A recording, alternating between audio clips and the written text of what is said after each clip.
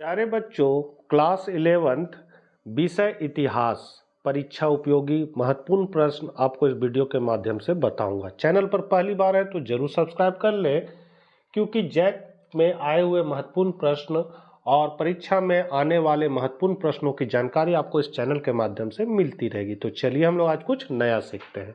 पहला क्वेश्चन है, पुनः जागरण किस देश में प्रारंभ हुआ? तो हम लोग सभी जानते हैं पुनः जागरण जो है वो इटली से प्रारंभ हुआ था। तो यहाँ पर पहला का बी हो जाएगा, इटली। डिवाइन कॉमेडी किसने लिखा था? डिवाइन कॉमेडी जो आपका है वो दांते ने लिखा था। तो यहाँ पर दूसरा का बी हो जाएगा। रेनेसो का शाब्दिक अर्थ क्या है? तो इसका अर्थ होता है पूर्ण जन्म। दी पाइटा नामक चित्र किसकी कृति है? तो ये जो कृति है वो आपका है माइकल एंजेलो की। चौथा का डी हो जाएगा। निम्न में से किसे यूरोप का कालिदास कहा जाता है? बहुत इंपॉर्टेंट क्वेश्चन है बच्चों। तो यहाँ पर आपका हो जाएगा शेक्सपियर। पांचवा का बी शेक्सपियर। फ्लोरेंस की प्रसिद्धि में किसका योगदान था? तो दांते और जोटो का योगदान था। छठा का ए हो जाएगा। यूरोप में आधुनिक युग का प्रारंभ होना माना जाता है। तो ये युग का आपका प्रारंभ होता है 1453 ईस्वी को। मोनालिसा किस चित्रकार की रचना है? तो लियोनार्डो दा विंची की एक रचना है। ये बहुत इंपॉर्टेंट है और बहुत बार एग्जाम में आया है। नव जागरण की विशेषता इनमें से कौन सी है?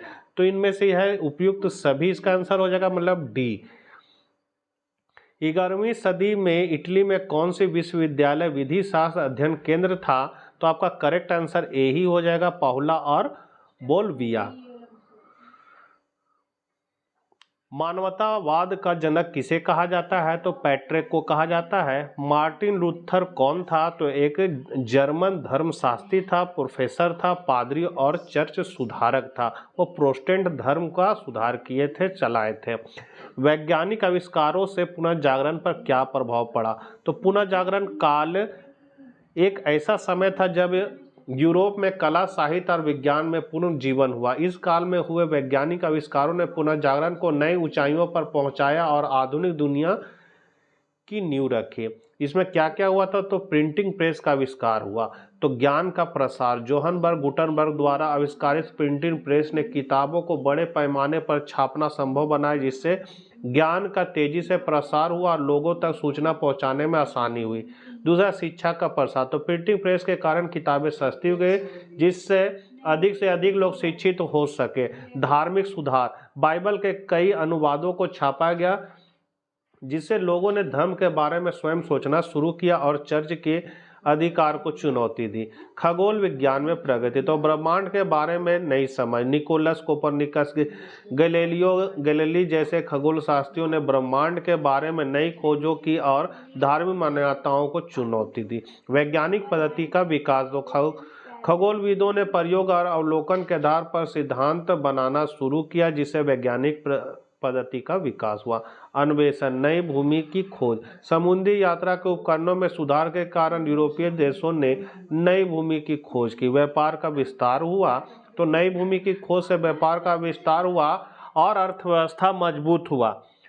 चिकित्सा क्षेत्र में प्रगति, मानव शरीर की समझ, मानव शरीर के बारे में नई खोजें हुई और चिकित्सा के क्षेत्र में कई नए आविष्कार विकसित हुए। रोगों का इलाज, तो कई रोगों के इलाज में नई तकनीक खोजे गए। दार्शनिक विचार, मानवतावाद, पुनः जागरण काल में मानवतावाद का उदय हुआ, जिसके कारण मनुष्य ही ब्रह्मांड का केंद्र है। विज्ञान के विकास ने इस विचार को बल दिया। कला और साहित्य, प्रकृतिवाद विज्ञान के विकास ने कला और साहित्य पर भी प्रभाव डाला। कलाकारों ने प्रकृति का यथार्थवादी चित्रण करना शुरू किया। धर्म सुधार आंदोलन से क्या तात्पर्य है? तो धर्म सुधार आंदोलन 16वीं शताब्दी में यूरोप में हुआ एक बड़ा धार्मिक और सामाजिक परिवर्तन था। इस आंदोलन का मुख्य उद्देश्य कैथोलिक चर्च में व्याप्त भ्रष्टाचार और कुरीतियों को दूर करना और धर्म को शुद्ध करना था। पुनः जागरण से आप क्या समझते हैं? इसके कारण और प्रभाव का वर्णन करें। तो पुनः जागरण का शाब्दिक अर्थ होता है फिर से जागना अथवा फिर से जन्म लेना। इसका अर्थ है कला एवं ज्ञान का पुनर्जनन। थॉमस जॉनसन के अनुसार रेनेसां शब्द का प्रयोग इतिहासकार 14वीं शताब्दी में इटली में कला एवं बौद्धिक जागरण के संबंध में करते थे। रिमोंड के अनुसार रेनेसां एक ऐसा आंदोलन था जिसके फलस्वरूप पश्चिम के राष्ट्र मध्य युग से निकलकर वर्तमान युग के विचार तथा जीवन पद्धतियों को ग्रहण करने लगे। इसके कारण क्या है? तो धर्म युद्ध। ईसाइयों की पवित्र स्थल जेरूसलम को तुर्कों से मुक्त कराने के लिए इनके बीच एक दीर्घकालीन धर्म युद्ध चला, जिसके कारण यूरोपवासी पूर्व के एशियाई देशों की सभ्यता और एवं संस्कृति के संपर्क में आए।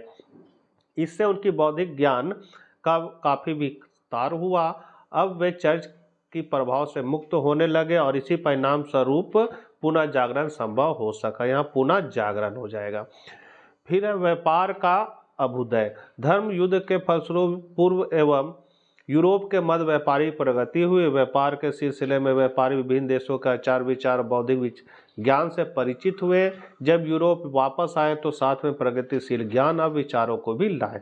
व्यापार के विकास के कारण यूरोपीय देशों में कई नए नए शहरों का विकास हुआ। शहर का वातावरण स्वतंत्र था, जिसमें पुनः जागरण को प्रोत्साहन मिला।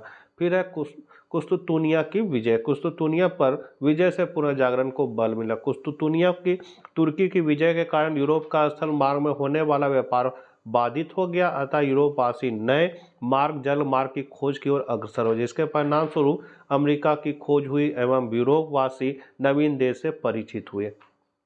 कुस्तुतुनिया ज्ञान, दर्शन एवं कला का एक महान केंद्र था। तुर्कों के आधिपत्य के कारण यहाँ के विद्वान दार्शनिक यूरोपीय देशों की ओर पलायन कर गए। इन विद्वानों के आगमन से इटली के प्रमुख नगर समृद्ध हुए, जिसमें पुनः जागरण को बल मिला। छापाखाना का आविष्कार। कागज एवं छापेखाने का आविष्कार ने यूरोप में क्रांतिकारी परिवर्तन ला दिया। पुस्तकों की संख्या में काफ़ी वृद्धि हुई तथा पुस्तकें सस्ती हुई, अतः यह आम आदमी के पहुँच में हो गया, जिससे आम जनों में ज्ञान की वृद्धि हुई। इससे यूरोप में बौद्धिक चेतना का सर्वाधिक विकास परिलक्षित होता है।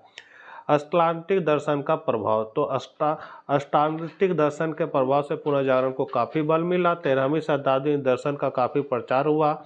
एवेलाई और थॉमस एक्विनस इनके प्रवर्तक थे। यह अरस्तु के तर्कशास्त्र और अगस्टाइन के तत्व ज्ञान पर आधारित था। इसके अनुसार चर्च के धार्मिक सिद्धांतों के क्रमबद्ध किया गया और यूनानी दर्शन के कुछ सिद्धांतों के आधार पर एक संगठित वैज्ञानिक विचार पद्धति का निर्माण हुआ। नव स्थापित विश्वविद्यालय पेरिस, ऑक्सफोर्ड तथा इटली के बोलोना ने इस आंदोलन को चलाया था। मंगोल साम्राज्य का प्रभाव। मध्य एशिया में स्थापित मंगोल साम्राज्य के शासक कुबलाई खान का दरबार विद्वानों का केंद्र था। मंगोलों के राज्यसभा में पोप के दूत, भारत के बौद्ध भिक्षु, पेरिस, इटली और चीन के दस्तकार, भारतीय गणितज्ञ, ज्योतिषाचार्य आदि मौजूद थे। प्रभाव एवं महत्व। तो इनका प्रभाव और महत्व क्या है? तो पुनः जागरण से यूरोप में जहाँ जहाँ मानवतावादी अवधारणा का उदय हुआ, वहीं दूसरी ओर जीवन के प्रति भौतिकवादी दृष्टिकोण विकसित हुआ।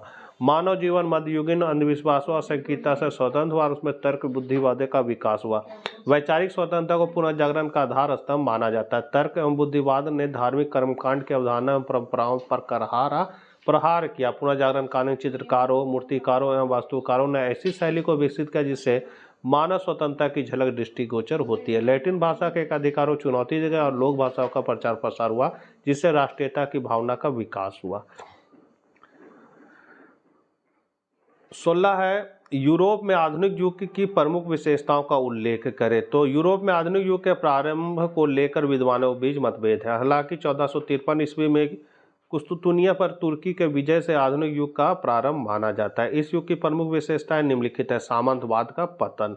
तो आधुनिक युग में प्रमुख विशेषता सामंतवाद का पतन था। सामंती व्यवस्था में कृषकों की स्थिति दयनीय थी। इस कारण कृषक विद्रोह समय समय पर होते रहते थे, लेकिन बारूद के आविष्कार ने सामंतों की शक्ति को छीन कर दिया, जिससे राजाओं की शक्ति में वृद्धि हुई। अब अपनी बढ़ी हुई शक्ति के आधार पर राजाओं ने सामंतवादी व्यवस्था को समाप्त कर उसके स्थान पर शक्तिशाली केंद्रीय शासन व्यवस्था की शुरुआत की। राष्ट्रीय राज्यों का उत्थान। तो रोम साम्राज्य का विघटन और शक्तिशाली राष्ट्रीय राज्यों का प्रादुर्भाव आधुनिक युग में सबसे बड़ी विशेषता थी। 1450 से 1550 ईस्वी के मध्य यूरोप में फ्रांस, इंग्लैंड और स्पेन जैसे शक्तिशाली राजतंत्र की स्थापना के साथ ही सामंतवाद का पतन होने से पुर्तगाल, डेनमार्क, नॉर्वे, स्वीडन जैसे स्वतंत्र राज्य स्थापित हुए। राष्ट्रीयता की भावना का उदय। तो आधुनिक युग के आगमन से यूरोपीय देशों में राष्ट्रीयता की भावना प्रबल हुई।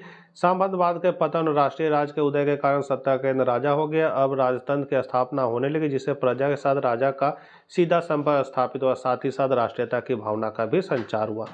बौद्धिक विकास। मध्यकाल को अंधकार काल भी कहा जाता है। इस समय शिक्षा, ज्ञान विज्ञान तर्क एवं बुद्धिवाद का अभाव था, लेकिन कुस्तुनिया के पतन से यूनानी विद्वानों का आगमन यूरोप में हुआ। अब यूरोप के राज यूनानी विद्वानों के ज्ञान विज्ञान से परिचित हुए और मध्ययुगीन कुरीतियां, धार्मिक विसंगतियां और अंधविश्वासों से बाहर निकलने लगी, जिसके परिणाम स्वरूप यूरोप में नवीन ज्ञान का संचार और तथा तर्क एवं बुद्धिवाद का उदय हुआ। छापे खाने का आविष्कार हुआ, इसको देख लीजिएगा। धार्मिक आंदोलन हुए, मानवतावाद का उदय हुआ, साम्राज्यवाद का उदय हुआ, मध्यम वर्ग का उदय हुआ, अब पूंजीवाद का जन्म हुआ। तो उपरोक्त परिवर्तनों से यूरोप में आधुनिक युग का आगमन हुआ। यहाँ आधुनिकता ने धीरे धीरे राष्ट्र निर्माण की प्रक्रिया में महत्वपूर्ण भूमिका निभाई। तो बच्चों, ये थे आपके कुछ महत्वपूर्ण प्रश्न जो उपयोगी हैं परीक्षा के लिए। मिलते हैं नेक्स्ट वीडियो के साथ। जय हिंद, जय भारत।